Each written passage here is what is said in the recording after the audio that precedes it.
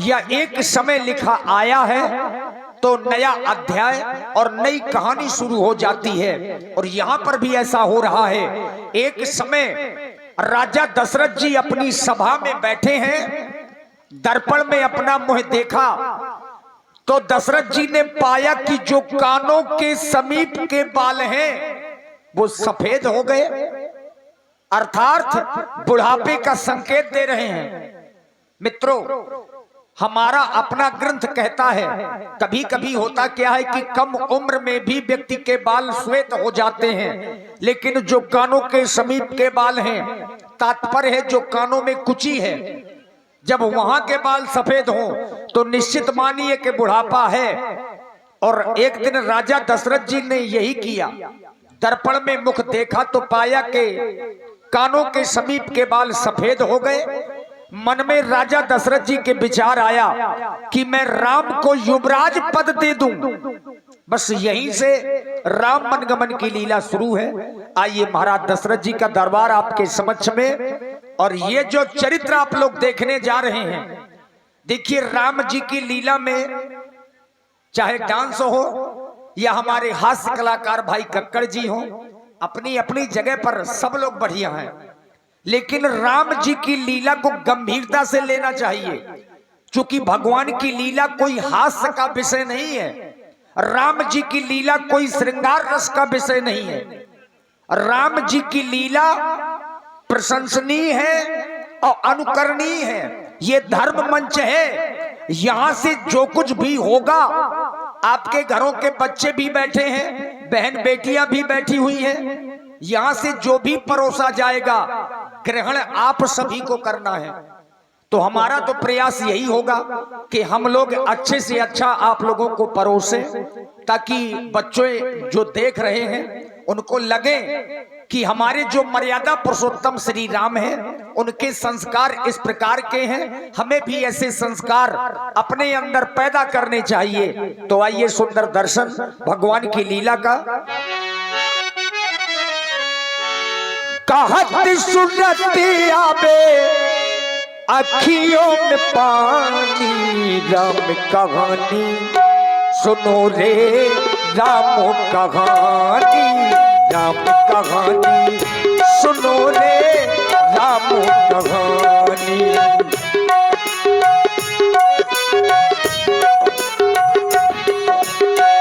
कहत सुनती आवे, कहत सुनती आवे,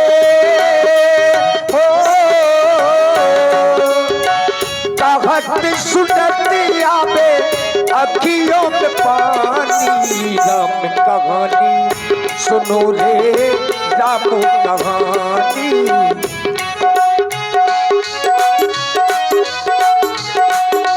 दशरथ की राज दुलारे कौशल्या किया थिक तारे, दशरथ की राज दुलारे कौशल्या किया थिक तारे। वो सूर्य वंश के सूरज रघुकुल के उजियारे, राजीव नयन बोले हो, राजीव नयन बोले मधु भरी वाणी, राम कहानी सुनो रे राम कहानी, राम कहानी सुनो रे राम कहानी।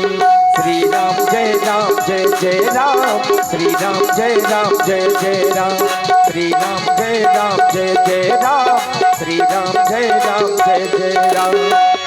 मंगल भावनो अमंगल हारी, कृपा सुदशरथ अजिर बिहारी।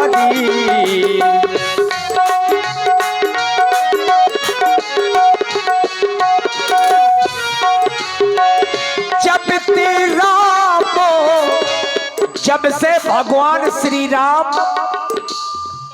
मिथिला से अयोध्या आए हैं सीता जी को ब्याह करके, और देखिए सुन रहे हैं बहुत ही सुंदर मंगलाचरण की प्रस्तुति व्यासपीठ के तीनों ही गंधर्व चारों ही गंधर्व कलाकारों के माध्यम से। इसी पर देखिए ये हमारे देखिए धर्माचार्य पंडित श्री रमाकांत जी, कौशिक जी महाराज, श्री धाम वृंदावन, आपकी ओर से ये 501 मुद्राएं व्यासपीठ के चारों ही गंधर्व कलाकारों के लिए आशीर्वाद स्वरूप प्रदान हुए हैं। महाराज जी से आशीर्वाद की कामना जब करते हैं। तेरा प्यारे घर आए इतनो गले मोटो बधाए।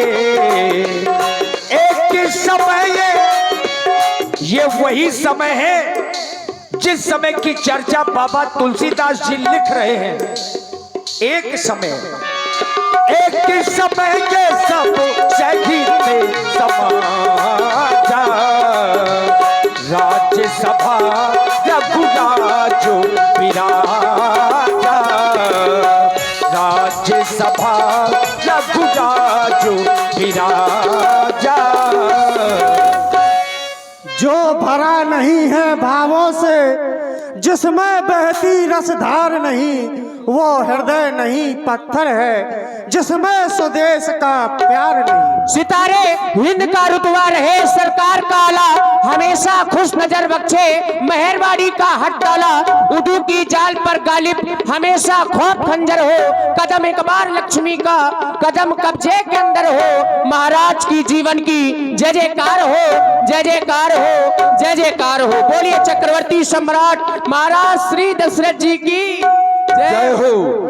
अग्नि की मानिंद चमके, अग्नि की मानिंद चमके, ये तेज शाही ताज का दिन बदिन रुतबा बढ़े।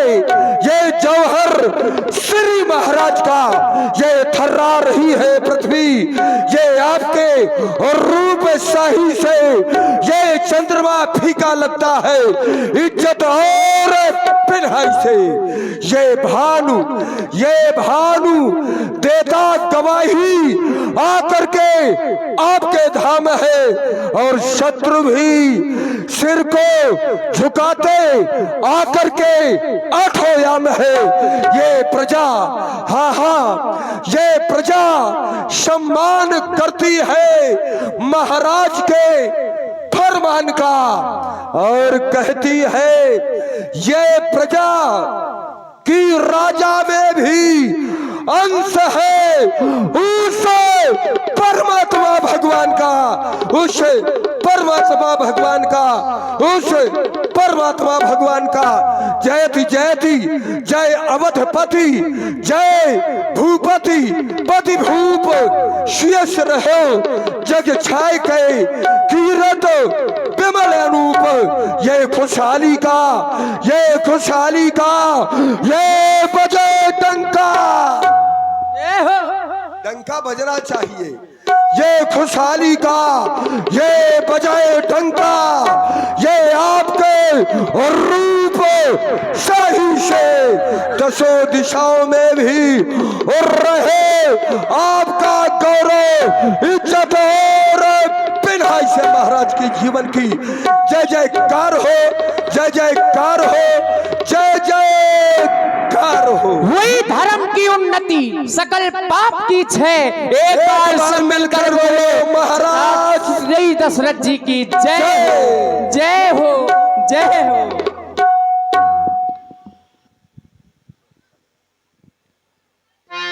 आज हम तुम लोगों से बहुत प्रसन्न हैं, क्योंकि समय समय पर बहुत ही अच्छे कार्य इस समय आप लोग करते हैं।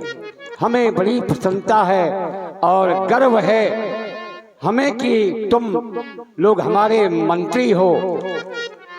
लेकिन जब भी हम दरबार में बैठते हैं तब भी तुम लोगों से पूछा करते हैं कि हमारी ये प्यारी प्यारी प्रजा किस तरह से जीवन यापन कर रही है। कोई भी प्रजावासी हमारा दुखी तो नहीं है। हम जब भी तुमसे पूछते हैं, लेकिन आज तक तुमने हमसे कोई कमी नहीं बताई। अरे हम इस अयोध्या की बात नहीं कर रहे, अपितु इस संसार में जितने भी राजा हैं, यदि किसी भी राजा के राज्य में अगर ये प्यारी प्यारी प्रजा दुख पा रही है या कष्ट उठा रही है, तो उस राजा की क्या दशा होती है, जैसा कि हमारे इन शास्त्रों में बताया गया। ओम जासुराज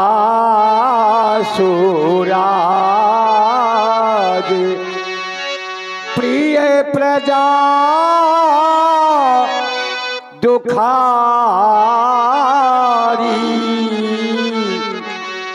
असोन पुनराके अवश्य अधिकारी असोन पुनरत।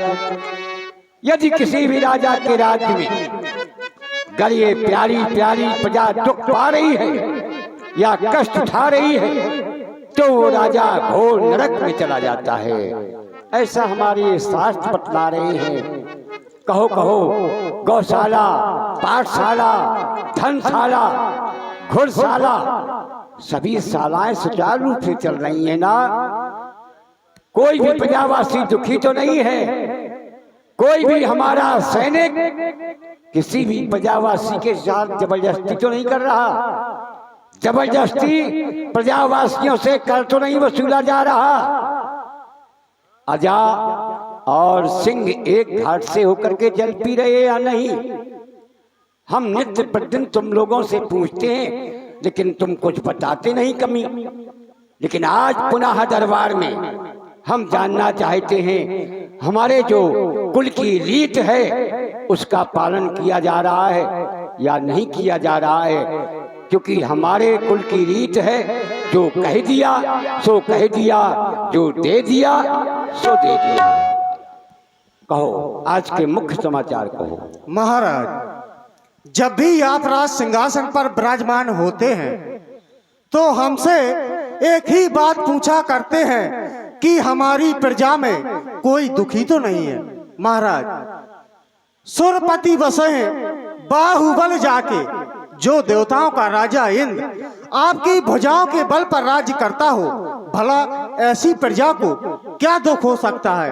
महाराज, यज्ञशाला, पाठशाला, गौशाला इत्यादि सुचारू रूप से चलाए जा रहे हैं, आपकी प्रजा में कोई दुखी नहीं है। महाराज, मंदिरों की समय समय पर पूजा की जा रही है, सभी ब्राह्मणों को दान दिया जा रहा है। किसी भी प्रजावासी के द्वारा दूसरे प्रजावासी से जबरदस्ती कर वसूल नहीं किया जा रहा है, क्योंकि जिस प्रजा के राज्य में आप जैसा राजा होगा, भला उस प्रजा को किस बात का कष्ट हो सकता है, किस बात का दुख हो सकता है। कहा भी गया है, बजे ताली युगुल कर से, नियम यही सदा से है। और राजा है गर प्रजा से तो प्रजा भी राजा से है। राजा और प्रजा का संबंध एक पिता और पुत्र की भांति होता है। महाराज, आपकी प्रजा में सभी प्रकार की कुशलता है। क्यों नहीं, हम जानते हैं कि जब तक तुम जैसे मंत्रियों का हमारे इस राज्य में सहयोग रहेगा, हमें किसी भी समस्या का सामना नहीं करना होगा। लेकिन ध्यान आ रहा है, आज हम अपने महलों से इसी तरह से उठकर चले आए हैं। हमने अभी तक ये नहीं देखा कि हमारा ये ताज किस तरह से लगा हुआ है, कहीं टेढ़ा तो नहीं पड़ गया। लाओ कोई दर्पण लाओ, हम अपने ताज को इसी समय संभालेंगे।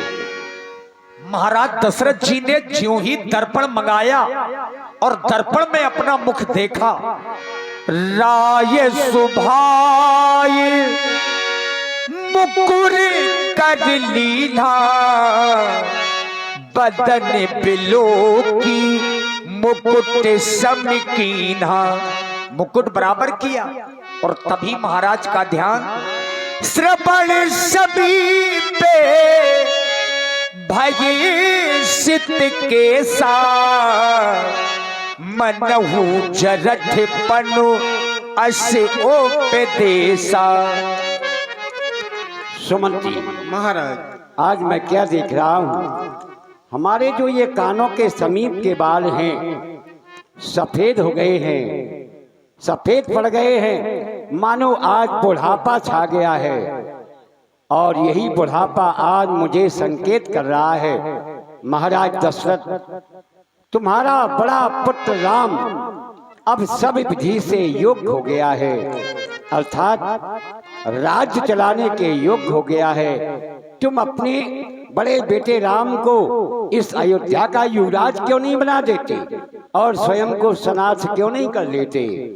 सत्य है, मेरा एक पन बीत गया, दूसरा पन बीत गया, तीसरा पन बीत गया, अब चौथा पन आ गया।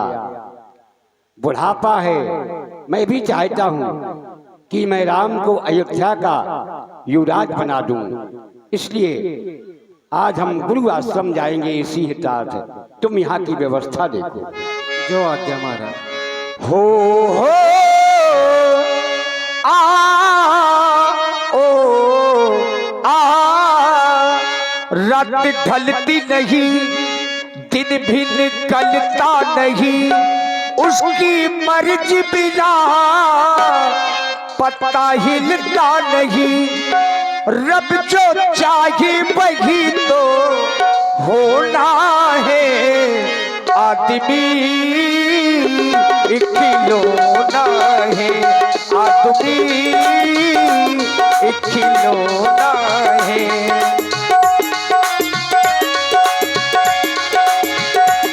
रब जो चाहे वही तो होना है, आदमी खिलौना है।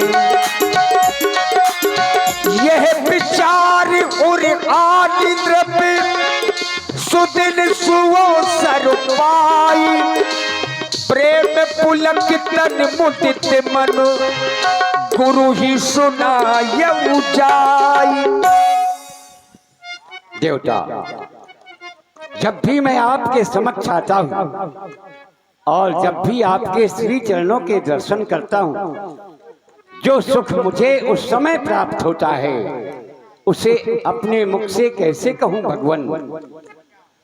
यदि आपके नाम को देखा जाए, यदि आपके नाम की संधि विच्छेद की जाए, तो गु नाम अंधकार का और रू नाम प्रकाश का, जो अंधकार से प्रकाश की ओर ले जाए उसे गुरु कहते हैं। क्योंकि गुरु इस प्राणी जगत में प्रधान है।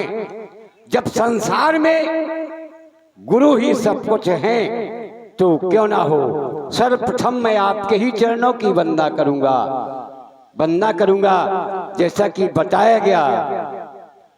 ये मैं बंदा हूँ,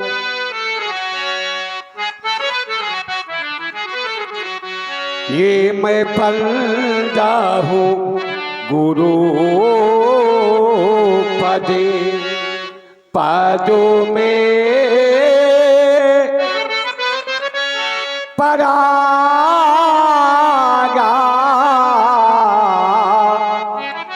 हाँ ये सूरजी सुबास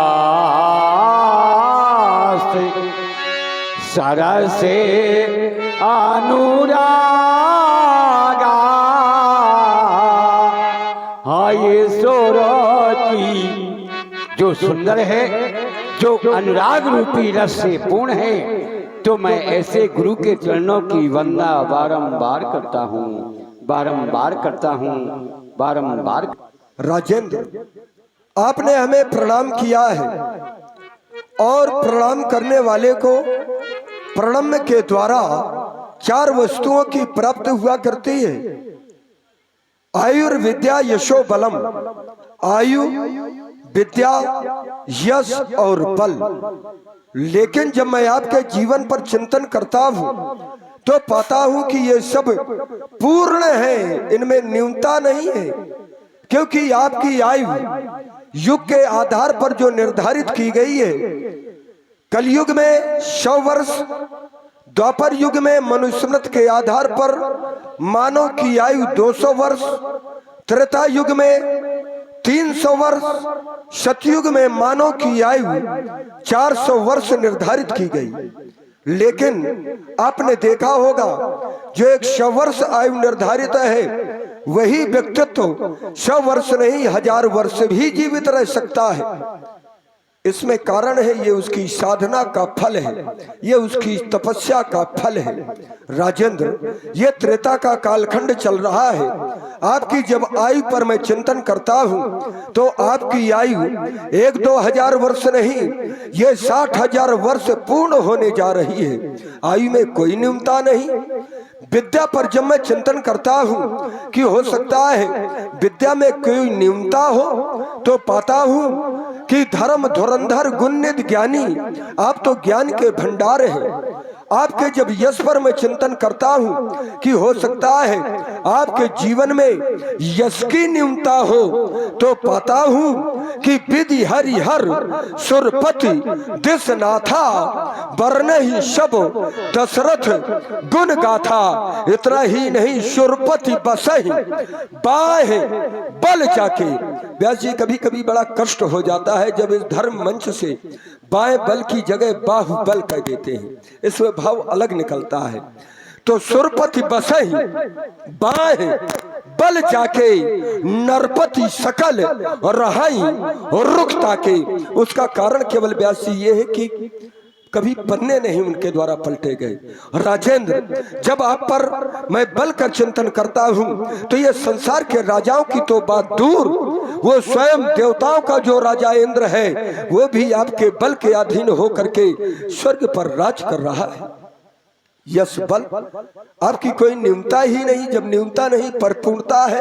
पात्र पहले से भरा हुआ है। तो व्यास जी, जब पात्र पहले से भरा हुआ है, उसमें और भी यदि जल डाला जाएगा तो उस जल का कोई मूल नहीं होगा, और जब मूल नहीं तो उसमें जल डालना ना चाहिए।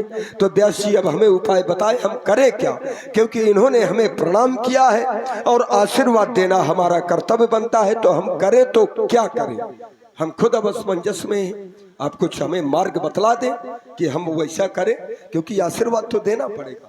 नहीं, देखिए, प्रणाम का उत्तर आशीर्वाद होता है। तो क्या करें? अरे कुछ भी हम कहते हैं प्रजा के लिए कुछ दे दीजिए। ये बात अब हमें, क्योंकि यहाँ न्यूनता नहीं है, तो हम इनकी प्रजा के लिए, इनके राष्ट्र के लिए आशीर्वाद देंगे। राजेंद्र, परवाह नहीं मिले जग के वैभव, जीवन का ये सुख सारा रहे, कब राम न चाहिए इन विभूतियों को, भूषित नृप तो द्वारा रहे, अरमान यही निज पूर्वजों का, यह उज्जवल वंश सितारा रहे, हम रहे या न रहे जग में, क्योंकि इसका नाम है जग। ये मृत्यु लोक है, जा से जन्म गा से गमन, जो आया है उसको एक न एक दिन जाना पड़ेगा।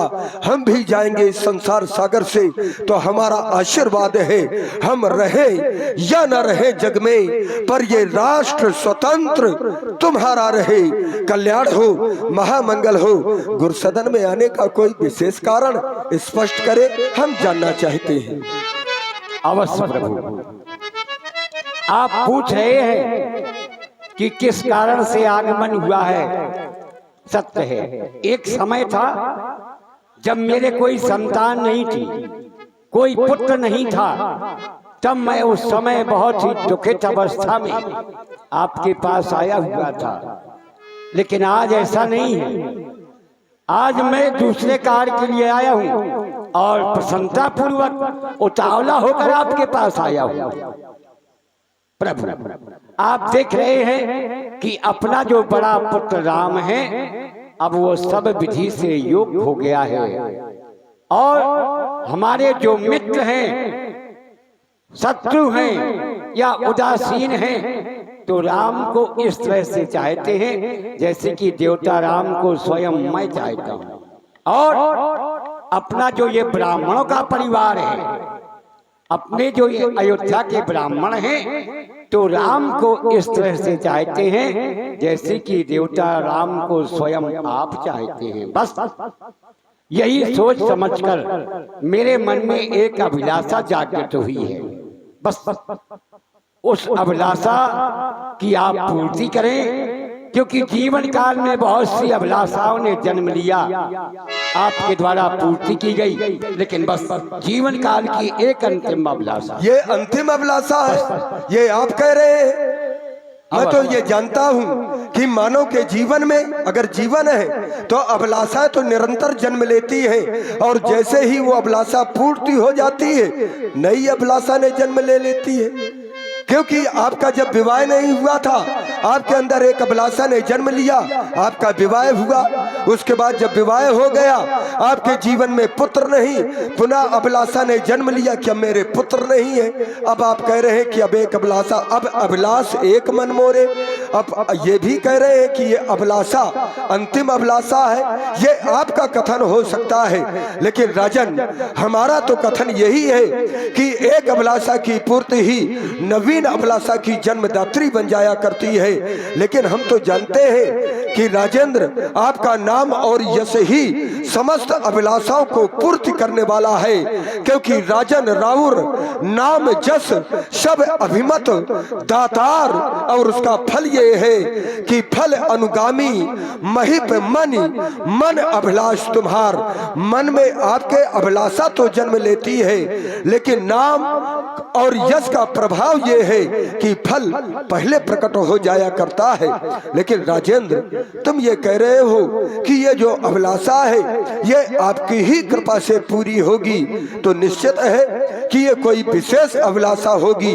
मैं जानना चाहता हूँ कि वो अभिलाषा कौन है, आप स्पष्ट करें जो मेरी कृपा से पूर्ति होनी है, कहे। और आप क्या है? नाथ राम